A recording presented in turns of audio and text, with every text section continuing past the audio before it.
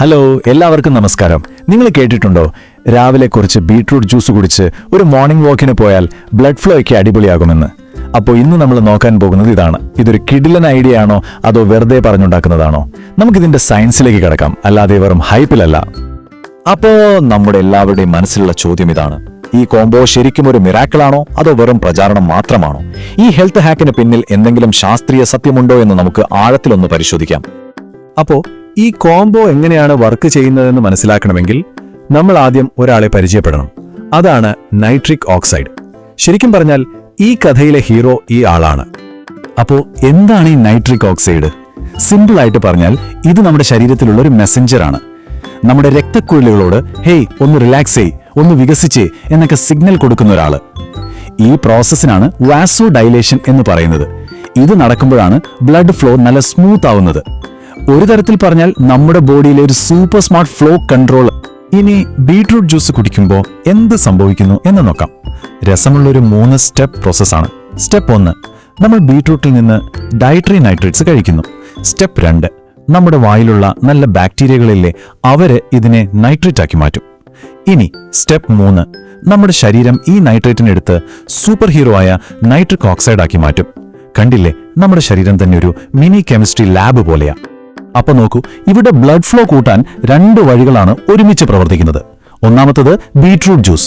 അതൊരു കെമിക്കൽ ബൂസ്റ്റാണ്. അതായത് nitric oxide ഉണ്ടാക്കാനുള്ള അസംസ്കൃത വസ്തുക്കൾ, ആ നൈട്രേറ്റ്സ് അത് ശരീരത്തിന് കൊടുക്കുന്നു. ഇനി രണ്ടാമത്തത് നടത്തം. അതൊരു ഫിസിക്കൽ ബൂസ്റ്റാണ്. നമ്മൾ നടക്കുമ്പോൾ ബ്ലഡ് കൂടുതൽ ഫോഴ്സിൽ പമ്പ് ചെയ്യുമല്ലോ. ഈ ഫോഴ്സ് നമ്മുടെ രക്തക്കുഴലുകളുടെ ഭിത്തിയിൽ ചെറുതായിട്ടൊന്ന് തട്ടും. ഇതിനെയാണ് ഷിയർ സ്ട്രെസ് എന്ന് പറയുന്നത്.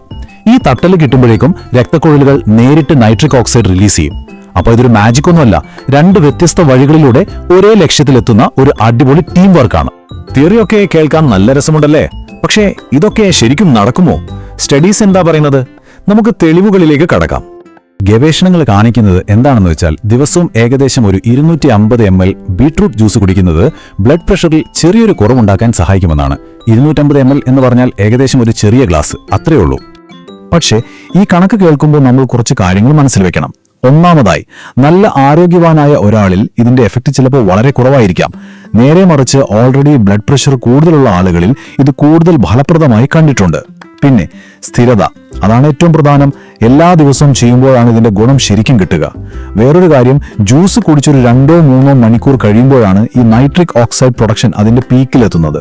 ശരി, അപ്പൊ നമുക്കിതിന്റെ റിയലിസ്റ്റിക് ആയിട്ടുള്ള ഗുണങ്ങളും അതേപോലെ പരിമിതികളും എന്തൊക്കെയാണെന്ന് നോക്കാം. ഒരു ബാലൻസ്ഡ് ആയിട്ടുള്ള വിലയിരുത്തൽ നടത്താം. അപ്പോൾ എന്തൊക്കെയാണ് ഇതിന്റെ ഗുണങ്ങൾ? 1, സിസ്റ്റോളിക് ബ്ലഡ് പ്രഷർ. അതായത് നമ്മുടെ ഹൃദയം പമ്പ് ചെയ്യുമ്പോഴുള്ള ആ പ്രഷറിലെ അത് കുറച്ചൊന്ന് കുറയ്ക്കാൻ ഇത് സഹായിച്ചേക്കാം. ചില ആളുകളിൽ വ്യായാമം ചെയ്യാനുള്ള കഴിവ്, അതായത് എൻഡ്യൂറൻസ് കൂട്ടാനും ഓക്സിജൻ ശരീരത്തിന്റെ എല്ലാ ഭാഗത്തും എത്തിക്കാനും ഇത് സഹായിച്ചേക്കാം. മൊത്തത്തിൽ നോക്കിയാൽ നൈട്രിക് ഓക്സൈഡ് വഴി നമ്മുടെ രക്തക്കുഴലുകളുടെ ആരോഗ്യത്തിന് ഇതൊരു സപ്പോർട്ടാണ്. പക്ഷേ എപ്പോഴും ഒരു മറുവശം ഉണ്ടാകുമല്ലോ. നമുക്ക് ഇതിന്റെ ലിമിറ്റ്സ് എന്തൊക്കെയാണെന്ന് നോക്കാം.